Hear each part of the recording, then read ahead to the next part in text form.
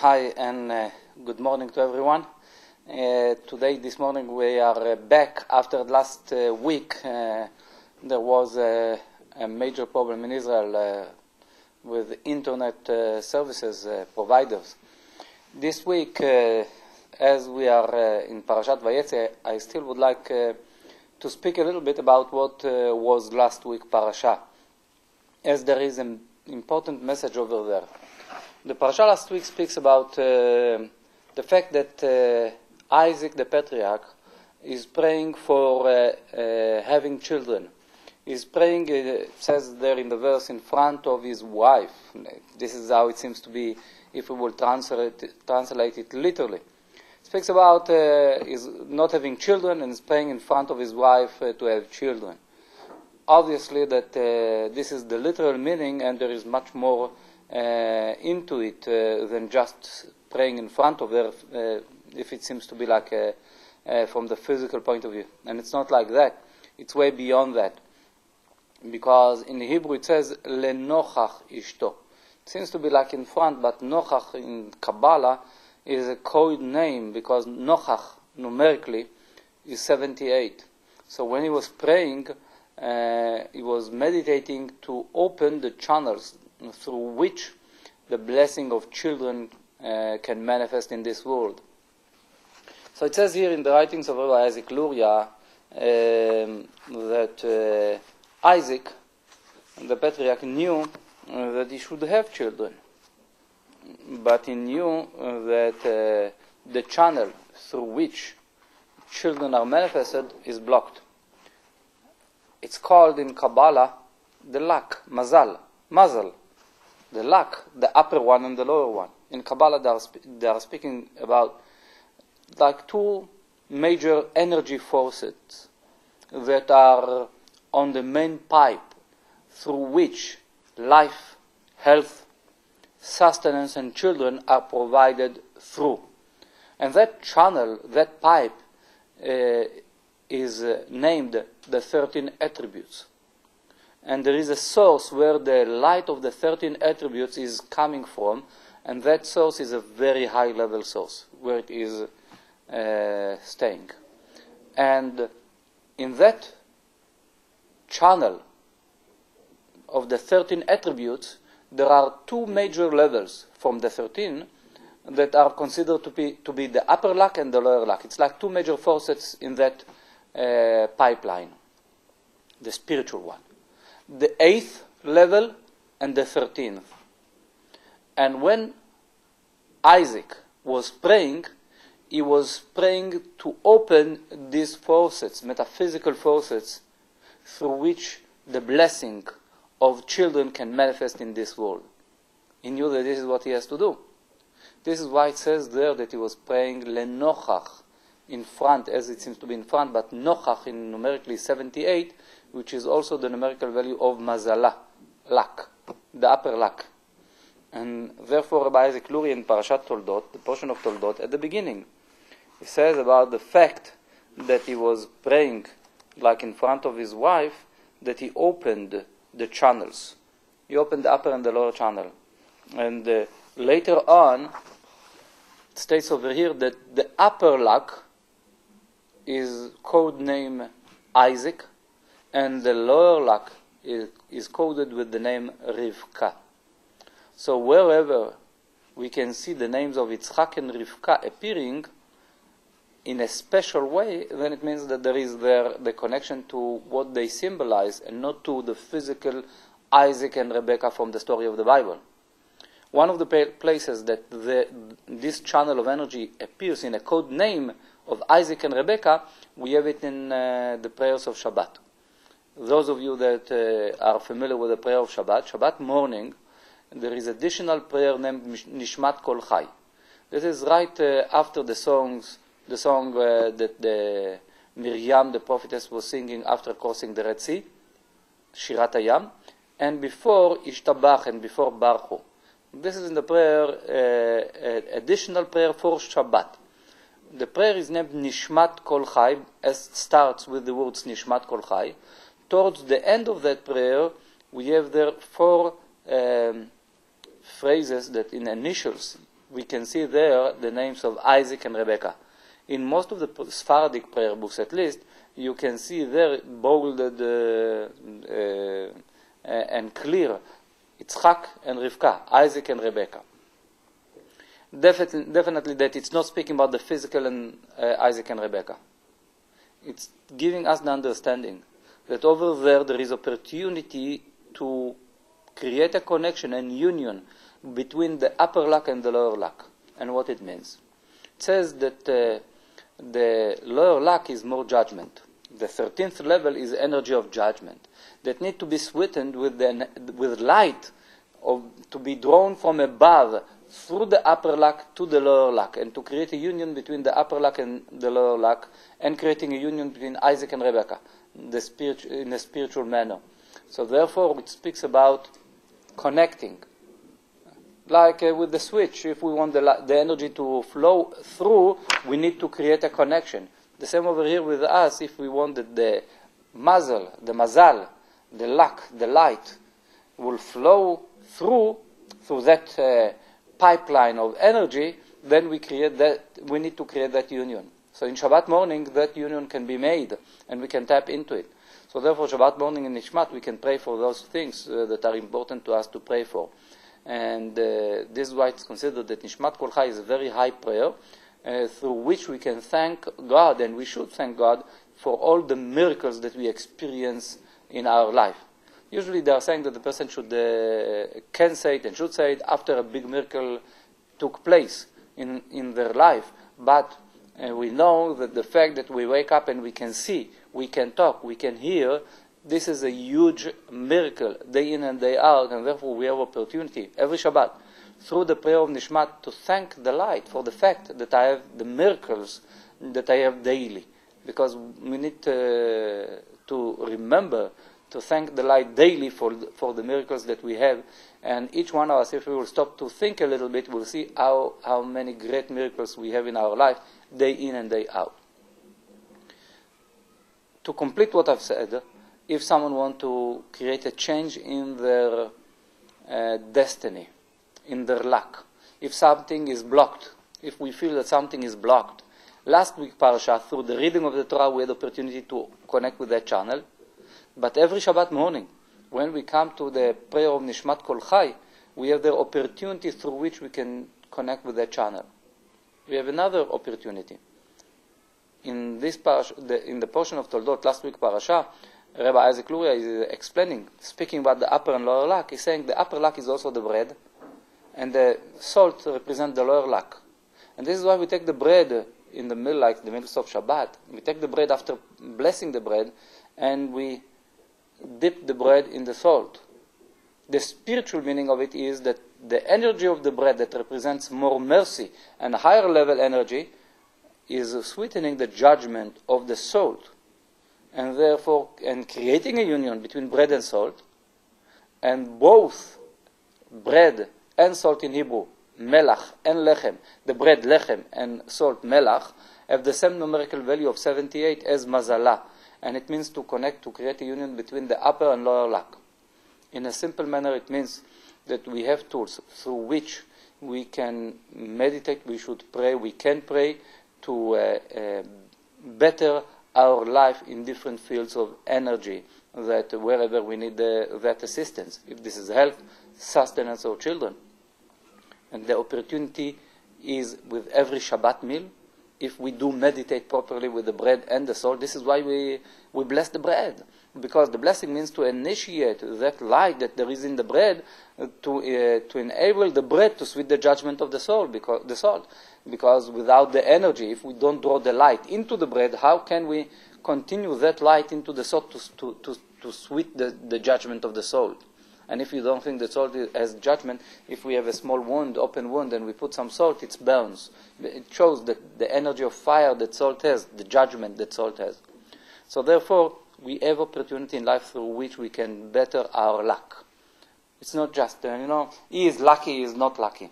Obviously that each one of us have a certain movie, certain destiny that we were born with, but in Judaism, we were blessed that through the concepts of the Torah, They gave us many channels through which we can better our process, our life. So this is in regards to our previous parasha, the portion of toldot.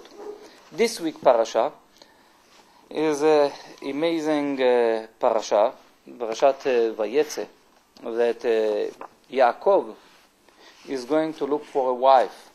Finds not just two, finds four, because each one came with a mistress. So he had 4 women with that process. But the process that he was looking for a wife doesn't mean that it was so that easy. It was like easy for Esau to get married. Jacob had to go through a hassle to get married, to find his soulmate. It wasn't that easy.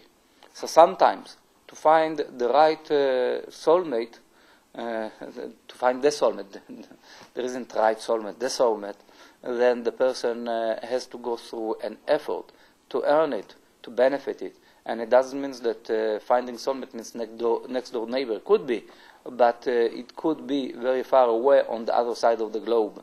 As Jacob had to go very far from Canaan at that time, from the land of Israel, to go all the way to the area of Babylon and to find a wife. The inner energy over here is teaching us that sometimes, even if you are a good person, to benefit the proper blessings in life, you need to make an effort, even though that you are a righteous person. Because the light has his ways how to benefit each one of us. The ways of Esau in this world were easy on the physical realm, but the world to come, what the Book of Splendor is speaking, he lost when he realized what he had done by selling his birthright to Jacob. When he realized that, he was crying in a bitter way. He was shouting like no one was shouting before him. He was in a shock when he realized, because at the beginning he thought that the birthright is not good. He thought that he is tricking Jacob. In the literal story we see like Jacob tricked Esau. But the commentaries are telling us that truly the one that wanted to trick the other was Esau. He thought that he tricked out Jacob by giving him something that doesn't worth anything. This is what Esau saw from the birthright at the beginning, till he realized the truth, and then it was too late. So sometimes in life we understand the truth too late. And if someone doesn't believe that the light exists, someone doesn't believe that there is God in the universe, that there is cause and effect, that God is an infinite light, exists everywhere. If someone doesn't believe that there are rules of cause and effect, rules of good and bad, truth and lie, and we are here to choose between good and bad, truth and a lie, and if someone thinks that all of this is false, and he wants to take Esau way in this world, one day he will cry bitterly. Because it's impossible that this marvelous universe was created from nothing, like there was nothing before that. Coincidence. Explosion started it. By coincidence it happened. With no intention. It's impossible. Can we think that, let's say, a CEO of a big company, he will be interviewed, and he will be asked, how did you get over here to sit in this chair? Do you think that he will answer, oh, I was walking, I took a nice walk, and someone asked me, do you want to be the CEO of this company? And I became to be the CEO, and they gave me this chair. It's possible?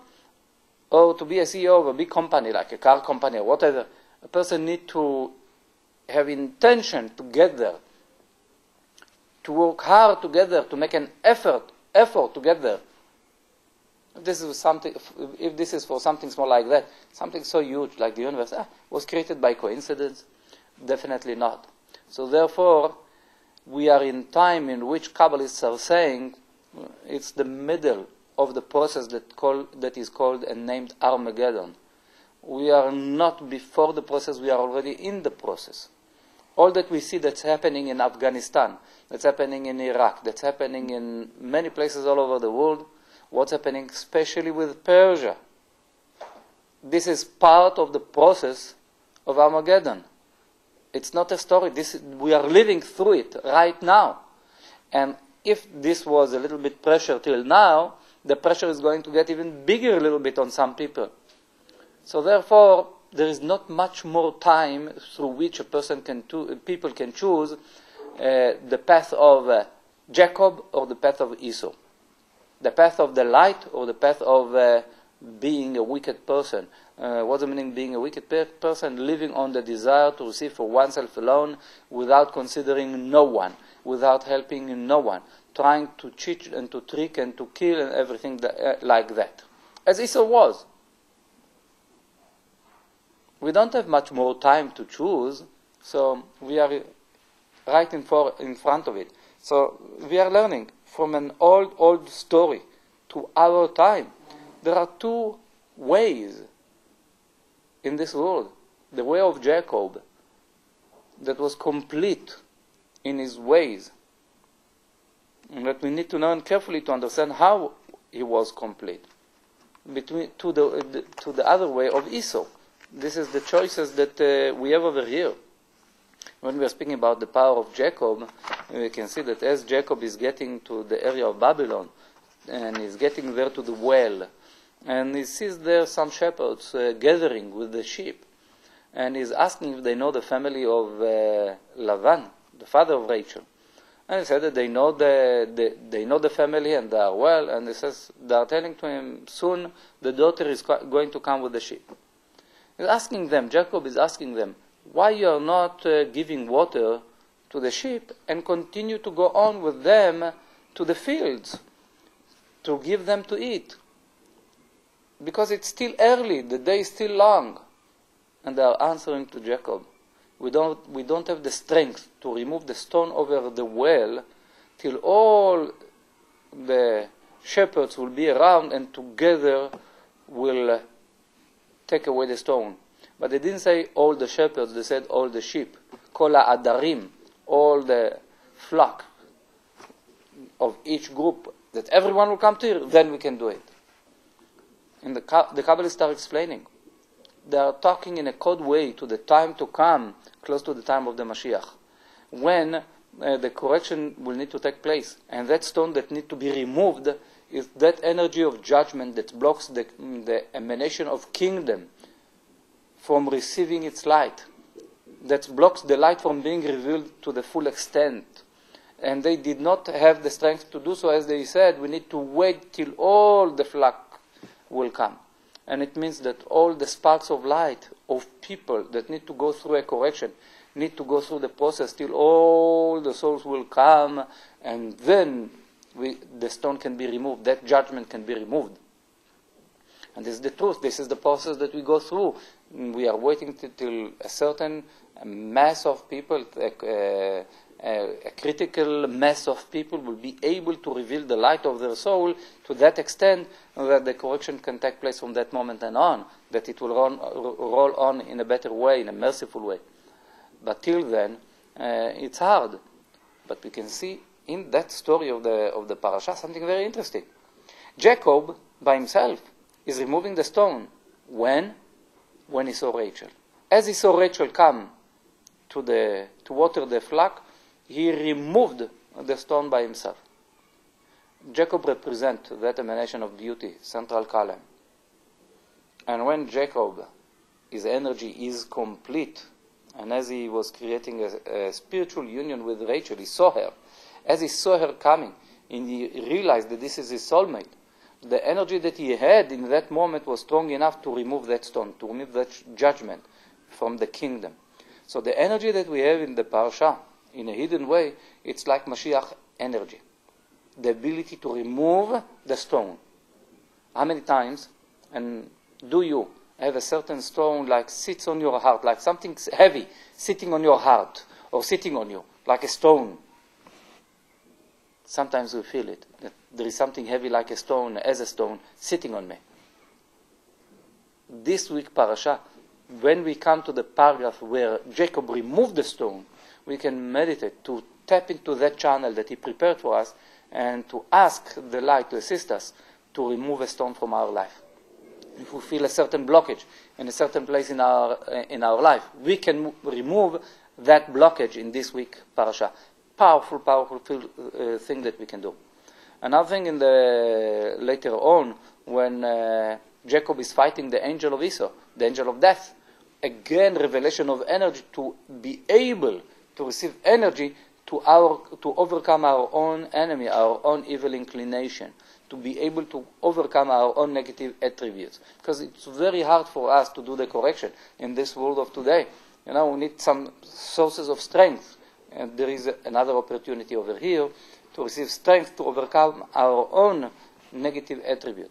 This is why the angel of death could not overcome Jacob.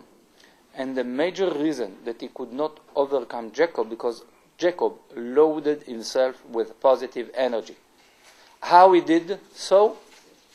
By studying Torah, by studying the Bible, by studying the spiritual essence of the Bible. He was studying and studying and studying and behaving according to what he has studied. Behaving according to the good attributes in his life.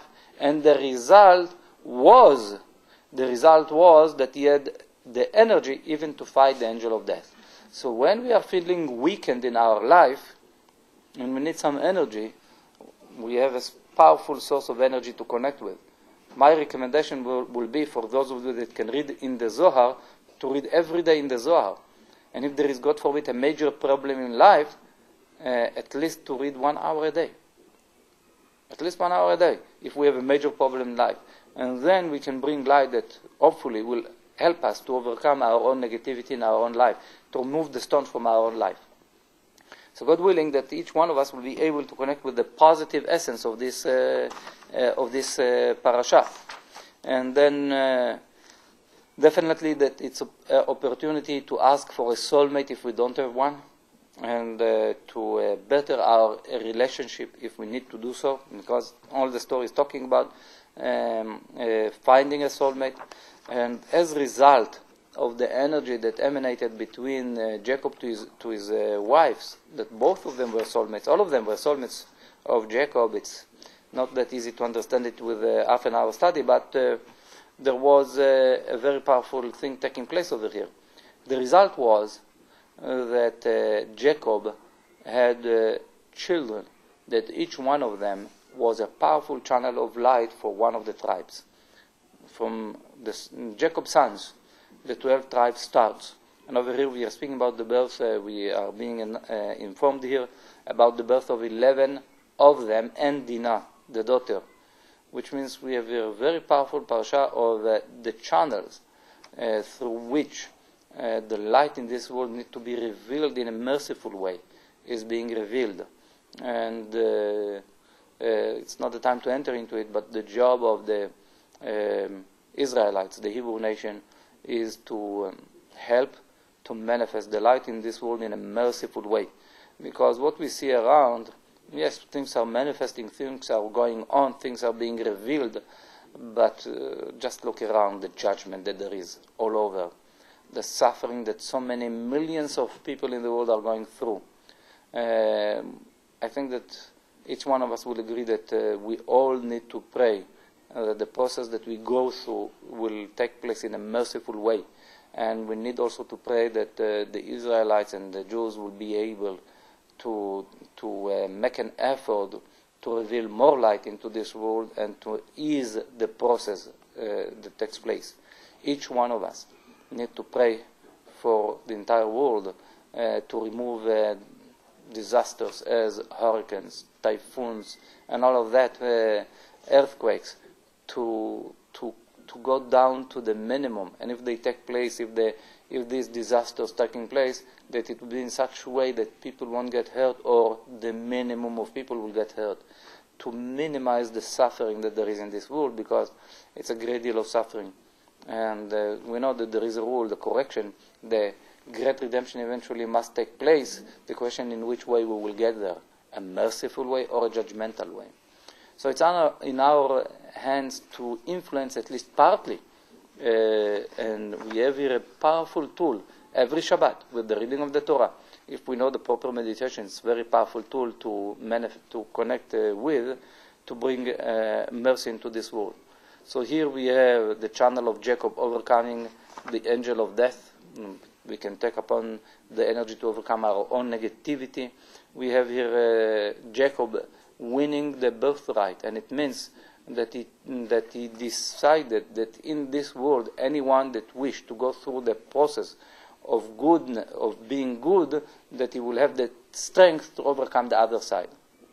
Which means if someone is saying, oh, it's too hard to be good, too hard to go through the right way, if someone truly wants that, there is already the blessing that the person will succeed to go in that way, as Jacob was taking the birthright from Esau, and it means that the path of the light, desire to receive for oneself, for the sake of sharing, is overcoming the desire to receive for oneself alone.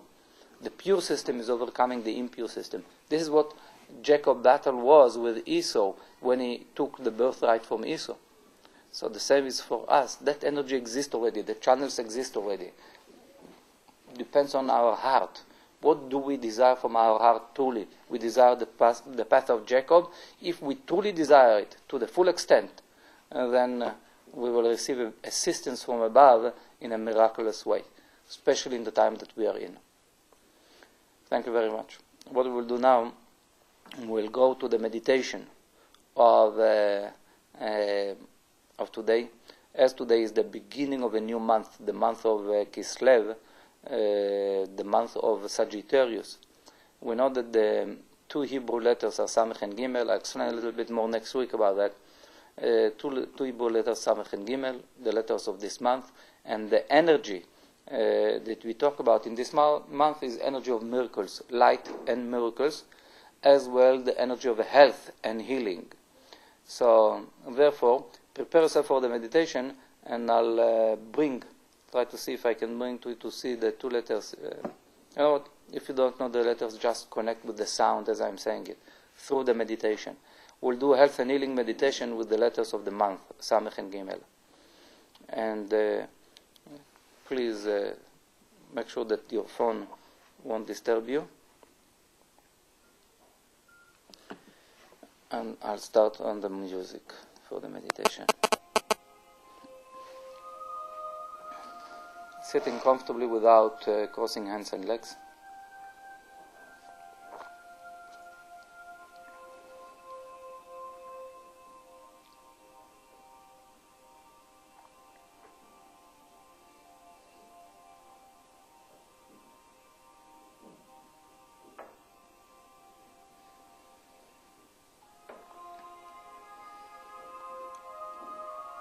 Breathing deeper than usual with every exhale to release the tension of the last few days. Inhaling oxygen to the muscles and to the organs. Exhaling the stress, the tension. Starting with the muscles of the face.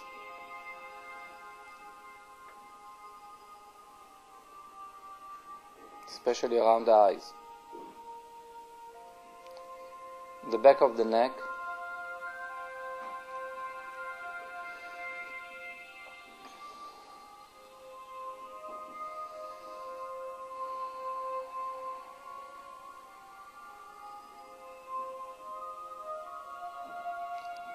shoulders and hands.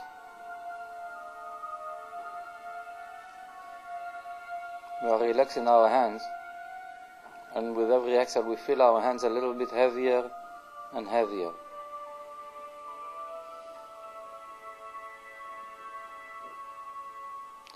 Chest and belly and all the inner organs.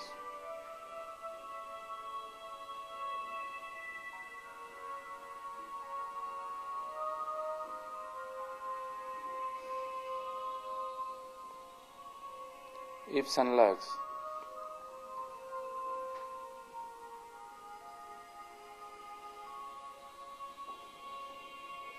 And all the muscles of the back. In our mind we are traveling to a place where we love to be in. A place of positive energy.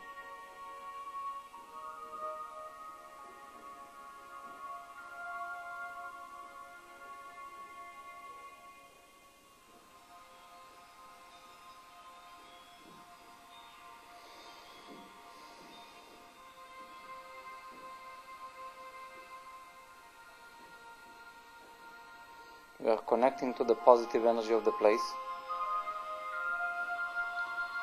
We are feeling that energy surrounding us, protecting us, hugging us.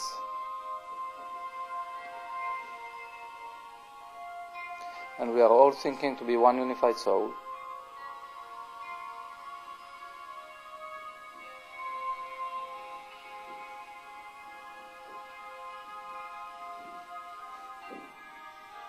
And we are visualizing two Hebrew letters in a printed form, like we print them. Letter Samech and Gimel. If you don't know the shape of the letter, tap into the channel of energy as I'm saying it. Samech and Gimel. The two letters together connect us to a frame of energy named Bina, consciousness. Bina, understanding. And we are asking the upper light to emanate through these two letters into our life. We are asking light of health, sustenance and blessing to the children.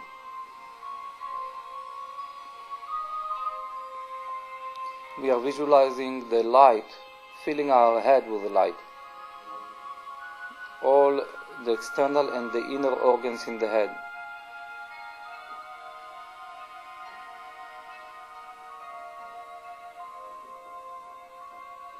The light continues to emanate through the neck,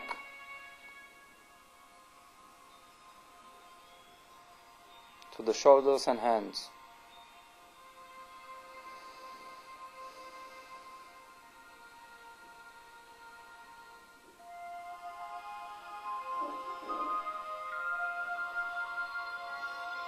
Chest and belly and all the inner organs.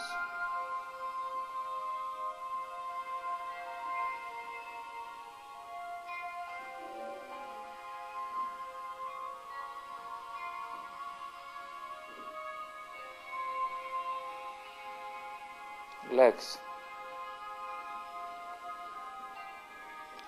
and the back. If there is a certain place or some places in our body that need additional energy of healing, it's time to focus on those areas and to light them through the letters Samech and Gimel and to remove the darkness from that place.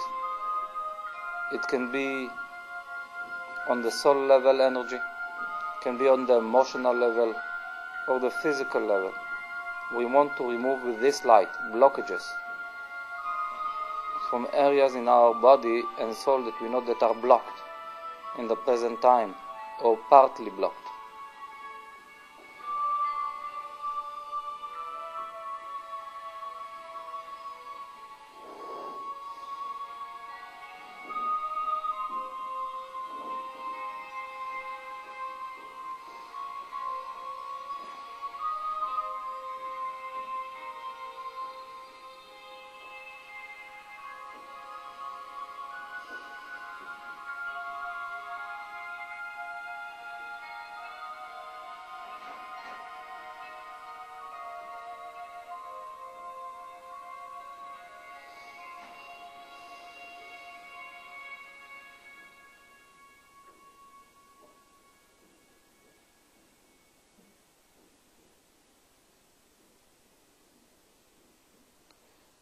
As well, we are meditating to channel this light to other people that need health and healing.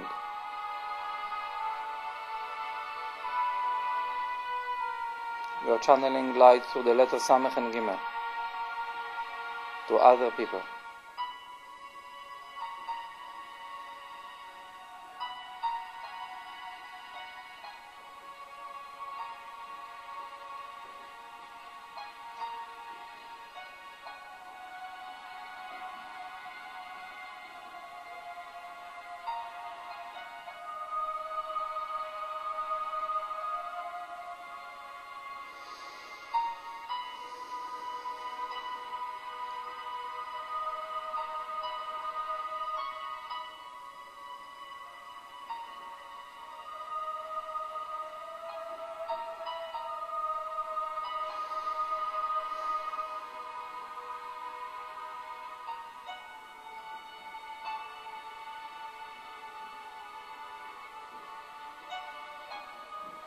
And again, we are visualizing ourselves in the place of the positive energy.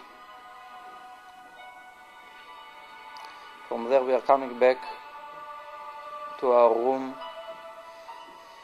feeling our hands and legs, breathing again deeper, listening to the voices around us, feeling our hands and legs. And we are opening our eyes.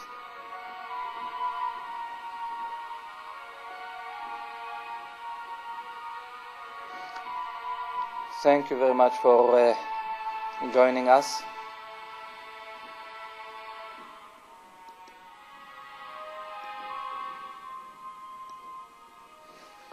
And I wish you a beautiful week. Rosh Chodesh Tov, Happy New Month. And again, you can meditate daily on the letter Samech and Gimel. Next week we'll talk a little bit more about the energy of this month of Sagittarius and a little bit the letter Samech and Gimel. Kol Tov. Happy New Week.